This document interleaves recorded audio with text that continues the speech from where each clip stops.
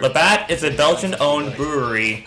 The company was founded in 1847 by John Kinder Labatt, and to this very day the company is still alive and healthy. So, how did it become so popular? Let's find out.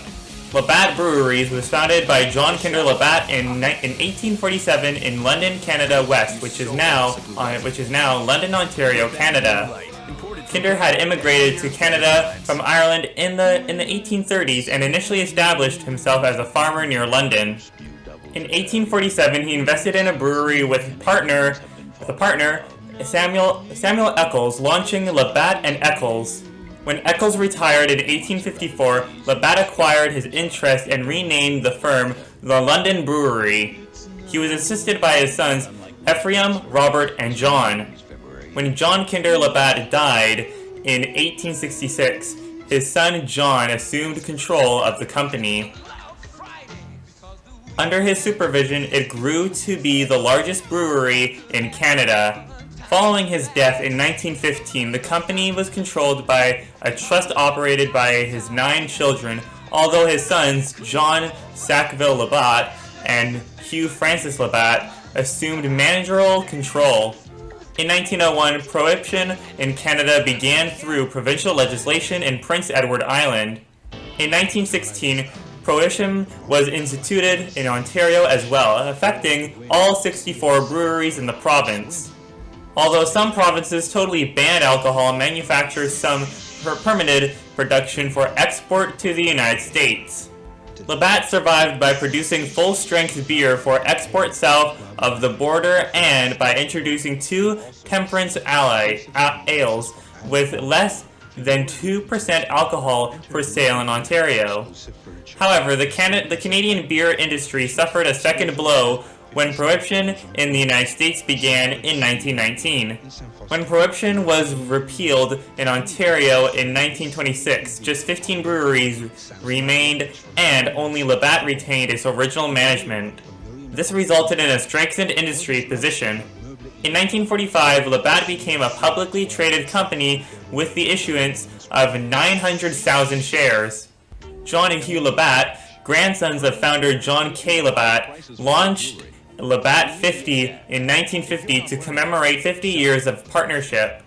The first light ale introduced in Canada, Labatt 50 was Canada's best-selling beer until 1979.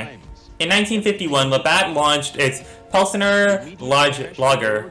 When it was introduced in Manitoba, the beer was nicknamed Blue for the color of its label and the company's support of Winnipeg's Canadian Football League CFL franchise, the Blue Bombers. The brewmaster at the time was Robert Frank Lorne, who was born in Toronto in 1921. R.F. Lorne also headed the team that produced the famous Labatt 50, mainly for the Quebec market. The nickname Blue stuck, and in 1979, Labatt Blue claimed the top spot in the Canadian beer market. It lost this status in the late 80s to Molson Canadian, but over the next decade it periodically regained the top spot as consumer preferences fluctuated.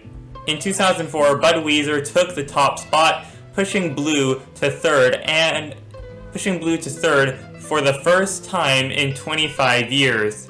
However, since Labatt has brewed Budweiser and other Anheuser-Busch products in Canada under license since the 1980s, Labatt likely did not suffer from this shift. Moreover, Labatt Blue remains the best-selling Canadian beer in the world, based upon worldwide sales. Labatt was also the majority owner of the Toronto Blue Jays from their inception in 1976 until 1995, when Interbrew purchased Labatt. In 2000, Rogers Communications purchased an 80% stake in the team and Interbrew retained the other 20%. Rogers later acquired full ownership of the team. Labatt's innovations include the introduction of the first twist-off cap and refillable bottle in 1984. In 1989, Labatt had the opportunity to hire Canadian model Pamela Anderson as Labatt's Blue Zone girl after she was picked out of the crowd by a TV cameraman at a BC Lions football game wearing a Blue Zone crop top.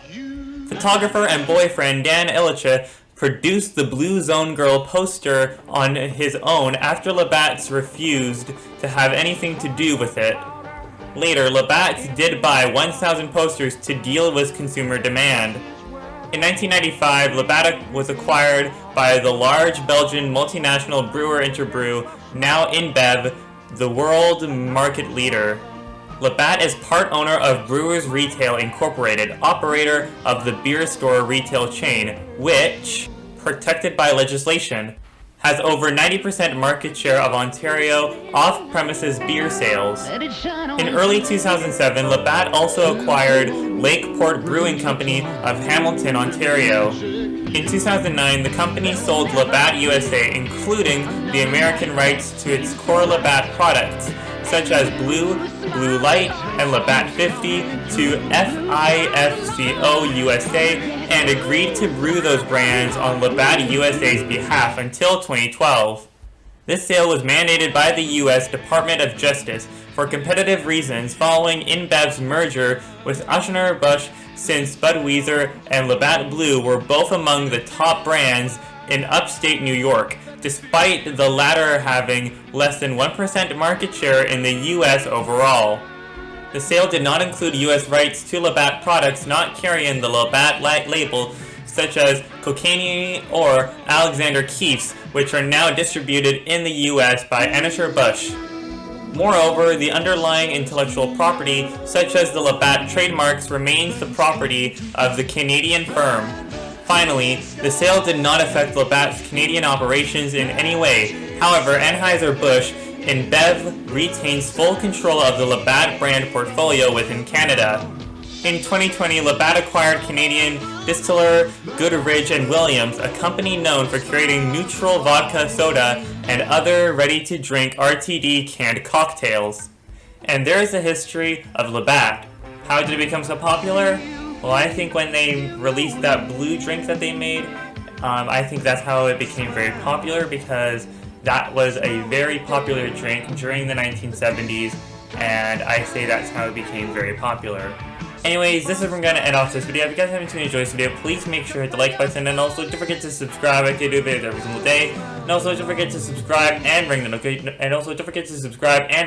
bell on my second channel. My second channel will be the third link in below. And if you guys would like to follow me on Twitter or send me fan art, you guys can send me fan art on Instagram. My Instagram will be the second link in below. And if you guys would like to join my Roblox fan group, my Roblox fan group will be the first link in below. And if you guys would like to follow me on Twitter, my Twitter will be the fourth link in below. And if you guys would like to follow me on Reddit, my Reddit will be the fifth link in below. And if you guys would like to follow me on TikTok, my TikTok will be the sixth link in below. And if you guys would like to check out my Facebook page will be the seventh link in below. And until then, I will see you guys in the next one. Goodbye!